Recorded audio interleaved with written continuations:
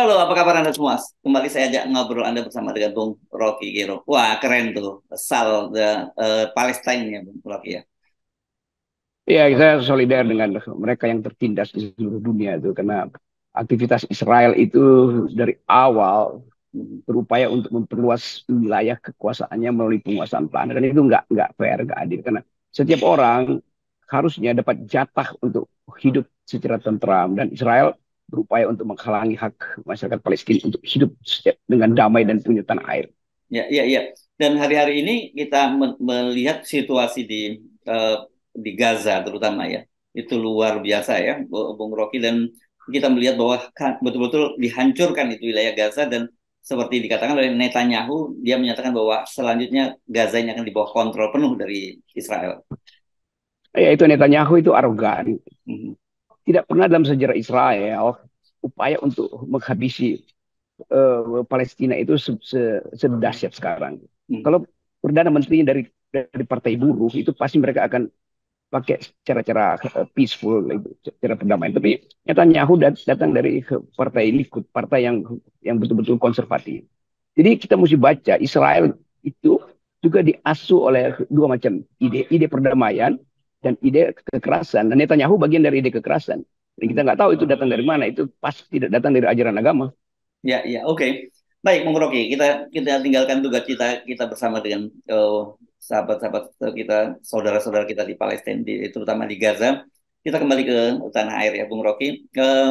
Kemarin Anwar Usman menggelar jumpa pers dan dari penjelasan dia selama jumpa pers sama sekali tidak ada pernyataan bersalah. Justru dia merasa bahwa ada politisasi apa yang menimpa dia dan juga tidak ada pernyataan dia mundur gitu, dan padahal ini di media sosial itu menggema ya, tagar permintaan mundur terhadap Gibran dan juga Pak Anwar Usman ini. Jadi dua-duanya harusnya harusnya mundur, tapi ya saya kira memang budaya malu itu di bangsa ini memang tidak ada ya, atau hanya terbatas pada mereka yang tidak punya malu, atau kita seluruhan culture itu tidak ada pada bangsa kita. Kita melihat apa sebetulnya yang terjadi pada Pak Usman Anwar ini. Memang dia merasa ya kenapa dia disingkirkan, kenapa dia tidak berhak untuk ikut serta dalam persidangan. Loh, itu aturan di dalam konstitusi, sorry, aturan di dalam undang-undang kehakiman. Dan sebetulnya dari segi itu, dia udah gagal untuk memahami bahwa ethics first itu dimaksudkan supaya tidak ada konflik of interest. Tuh. Jadi dari awal dia tahu bahwa dia ada di dalam bagian keluarga istana. Maka mestinya dia udah awas dari awal kan. Jadi bukan setelah ditegur baru merasa di apa namanya dikhianati Politisasi. itu atau dicurangi. Hmm. Dari awal dia udah curang sebetulnya tuh. Dan itu yang menjadi problem kita. Orang harus mengerti bahwa jabatan publik itu adalah imparsial. Dia adalah public servant, mengabdi pada publik, bukan mengabdi pada kekuasaan. Oh enggak, ini saya bisa lepaskan hubungan keluarga saya dengan Pak Jokowi. Nggak bisa dilepaskan. Justru karena nggak bisa dilepaskan, walaupun dia berupaya melepaskan, maka dibuatlah aturan itu bahwa Anda harusnya tidak ada di ruang sidang ketika memutuskan sesuatu yang melibatkan dengan tanda petik kepentingan Anda. Tapi saya nggak punya kepentingan. Iya, justru itu yang mau dicegah supaya Anda nggak berkelit di kemudian hari. Jadi sekarang dia berkelit, padahal sebetulnya dari awal dia tahu dia nggak boleh ada di ruang sidang, memimpin sidang itu, apalagi mengetok palu itu. Jadi Hmm. pengertian itu kok nggak bisa ditangkap gitu ya. Ya, ya, ya, ya. Jadi sebenarnya bukan kita mau menghalangi orang jatuh cinta. Jatuh cinta itu namanya soal perasaan. Yes. Tapi ketika masuk wilayah itu wilayah private gitu. Ketika wilayah publik, saya kira itu yang kita sering susah membedakan bangsanya antara wilayah private dan wilayah publik. Itu bagaimanapun Anwar Usman itu sesekali mungkin sebut aja 2 bulan sekali, 3 bulan sekali, 6 bulan sekali ketemu dengan Pak Jokowi dalam urusan keluarga. Pasti ada sinyal dan Pak Jokowi juga punya kepentingan dengan dinastinya dari awal. Maka mungkin lagi di meja makan, tiba-tiba Pak Jokowi bicara bagaimana ya proses pencapresan nanti. Oh nggak bisa Pak, karena macam-macam tuh. Lalu Pak Jokowi dengan sengaja tuh jatuhin sendoknya bunyi ting. Maka itu pertanda bahwa Jokowi ingin kepentingan dia itu diperhatikan oleh Ketua MK yang adalah apa namanya saudaranya kan. Jadi itu justru yang mau dicegah. Bukan kita mau menghalangi makan malam bersama dengan Pak Presiden, tetapi potensi dia memperoleh tekanan dari Presiden itu yang kita cegah. Itu yang mesti dipahami oleh Pak Usman tuh. Jadi dari awal aturan itu untuk mencegah potensi sesuatu yang potensial menjadi manifest. Ini susahnya kalau menerangkan hal yang sesederhana itu nggak dipahami oleh hakim konstitusi. Ya, tapi mungkin begini ya, oke lah Pak Anwar Usman ini bagian dari generasi tua mungkin yang susah mengubah paradigmnya, gitu, paradigmanya susah berubah gitu. Tapi kepada yang generasi muda, kok muncul juga hal yang semacam itu, terutama ada Gibran. Ini kan bahkan sampai orang tuh secara terbuka menyatakan pada Gibran itu memang tidak langsung ke di muka dia, tapi melalui akun media sosialnya gitu kok. Anda itu kok nggak malu ya menjadi calon presiden itu melalui proses yang curang, dan ini yang menyatakan itu Dr. Saiful Mujani yang dulu-dulunya juga jadi pendukungnya Pak Jokowi gitu. Ya itu artinya ada pembalikan. Bahwa mereka yang pernah disogok oleh istana, saya Mujani, kayak mau siapa yang jadi pembela Jokowi waktu itu nggak ada soal tuh. Tetapi begitu masuk pada hal yang betul-betul diperlukan satu imperatif, satu paksaan etis untuk mengaku bahwa ini nggak benar. Mestinya Gibran sebagai anak muda tahu bahwa saya memang masuk dalam kompetisi yang bukan didesain oleh saya, tapi didesain oleh paman saya. Saya masuk dalam kompetisi yang sebetulnya saya harus berkompetisi dengan orang yang setara dengan saya. Kan itu maksudnya kan. Jadi Gibran misalnya bisa bilang, oke, okay, silahkan, tetapi saya mengundurkan diri karena bagi saya teman-teman muda saya punya hak yang sama. Kenapa cuma saya yang diistimewakan? Kenapa rektor dari Universitas Surakarta misalnya tidak punya hak seperti Gibran? Padahal mengurus universitas jauh lebih rumit daripada mengurus jadi wali kota. Wali kota itu ada hierarki, dia perintahin selesai semua hal. Gibran kasih sinyal ke Erick Thohir sebagai BUMN pasti kerain semua kapasitas dia untuk membantu Gibran supaya sukses jadi wali kota tuh dengan proyek-proyek yang dibiayai negara. Tetapi memimpin universitas itu memimpin pikiran itu sulit banget kan. Jadi mestinya Gibran paham itu tuh. Jadi saya mau terangkan itu buat saudara Gibran, bu. Anda suatu waktu akan dinilai oleh sejarah, bu. Anda mengkhianati prinsip kemudaan Anda sendiri. Muda artinya jujur pada kompetisi. Masa anak muda tidak mau berperang, tidak mau ikut kompetisi kan itu artinya rapuh pertahanan moral Gibran. Ke depan dia akan diolok-olok dan akan diingatkan oleh sejarah. Makin lama orang akan tahu bahwa ternyata Gibran itu ambisinya sama dengan bapaknya. Itu sayang sekali, saudara Gibran. Ya, ya. Sebagai orang yang pernah memberi nasihat pada dia di beberapa tahun lalu dia datang ke tempat saya ulangi nasihat itu hari ini. Iya, iya, iya. Saya kira belum terlalu lama kok Anda ketemunya. Jadi harusnya itu masih Ya, fresh dalam tingkatannya. Belum sampai setahun seingat saya Bung Rocky itu. dia waktu itu dia bilang bahwa saya tidak berminat politik sebetulnya. Saya mau jadi seperti anak muda biasa aja lah, upaya bisnis dan masuk di dalam ya komunitas yang mengandalkan etika dan mengandalkan pengetahuan. Itu bukan dia berjanji, itu ucapan dia ke saya waktu dia berkunjung ke tempat saya. Ya, ya. Saya ingatkan itu. Jadi saya berhak mengingatkan karena saya pernah menegur dia, bukan menegur, memberi nasihat. Bahwa Anda itu punya potensi untuk jadi pemimpin dalam 10-15 tahun ke depan, kira-kira itu. Jadi dia uh, terlalu cepat gagal untuk mempertahankan semacam dignity pada dia, buat dia tahan diri aja, toh dia akan tiba tuh. Nah, ini akhirnya sejarah membalikkan bahwa Gibran akhirnya jadi olok-olok seluruh dunia.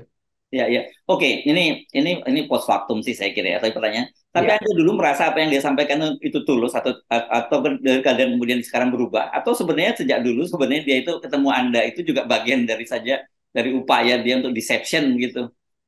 ya akhirnya saya rumuskan begitu. Bahwa itu artinya pura-pura waktu itu Hmm. sekedar ya mau ketemu saya karena saya terus-terus ya menghajar Presiden Jokowi yang ada ayahnya tuh. Hmm. Jadi kita mau lihat sebenarnya watak orang itu di dalam keadaan terjepit, mungkin tidak mau negosiasi. Tapi saya nggak pernah berhenti untuk mengatakan bahwa saya mengkritik bapakmu sebagai kepala negara, bukan sebagai kepala keluarga. Nah sekarang akibatnya kedudukan dia sebagai kepala keluarga masuk di dalam pembicaraan publik hari ini melalui keputusan yang meloloskan Gibran sebagai anak presiden, bukan sebagai tokoh publik yang pernah memimpin sebuah kota kecil di Jawa kan. Jadi Ya. Gibran dibicarakan sekarang bukan sebagai mantan wali kota Solo, tapi sebagai anak presiden. Hmm. Itu konyol kan. Terus akan dianggap sebagai oh ini diasuh terus oleh presiden. Ya, ya. Nah, tetapi yang justru mungkin jadi banyak di apa yang menjadi kegalauan atau keheranan banyak orang. Oke lah kalau Pak Jokowi memang orang yang datang dari luar tradisi demokrasi dan dia juga bukan bagian dari elit politik ini dan dia tidak paham semacam itu.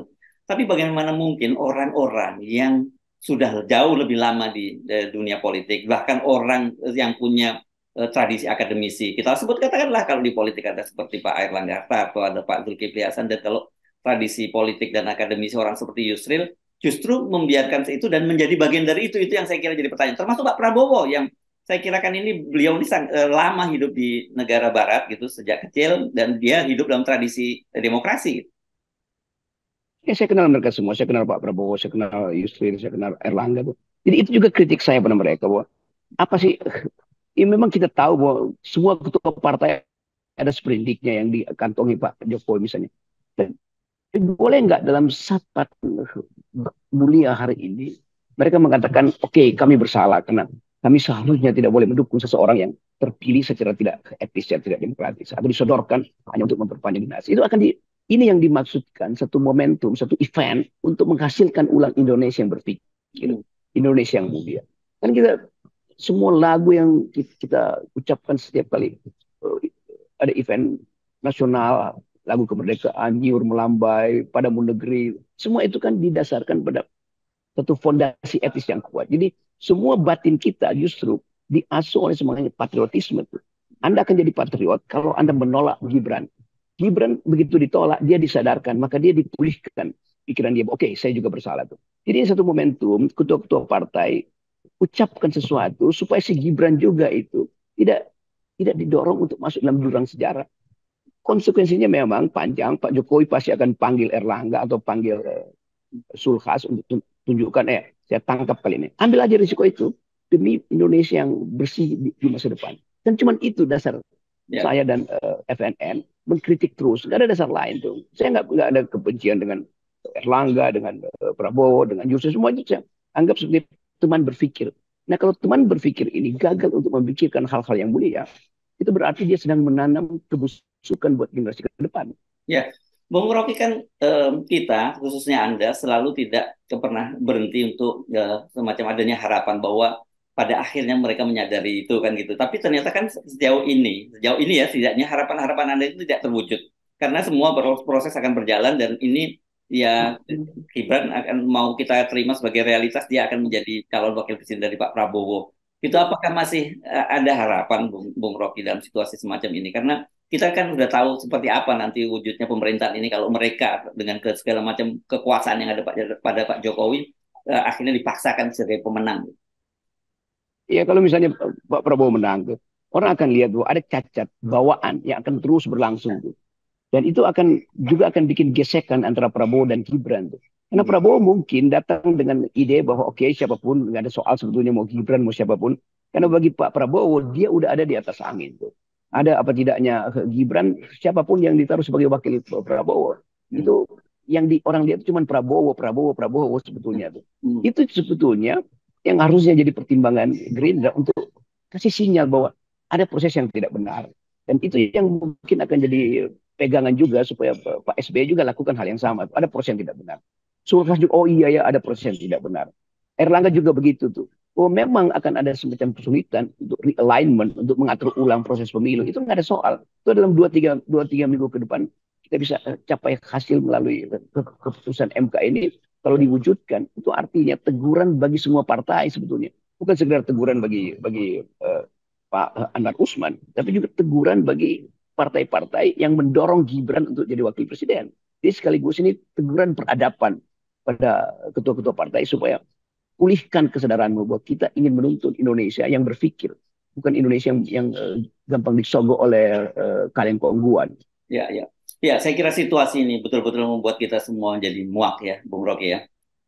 Ya, kemuakan itu akan berlanjut terus. Ya, terima Dan kasih. bahkan mungkin apa namanya tumpah di jalan kemuakan itu. Yes, oke. Baik, terima kasih Bung Rocky. Kami muak. Oke, tetap.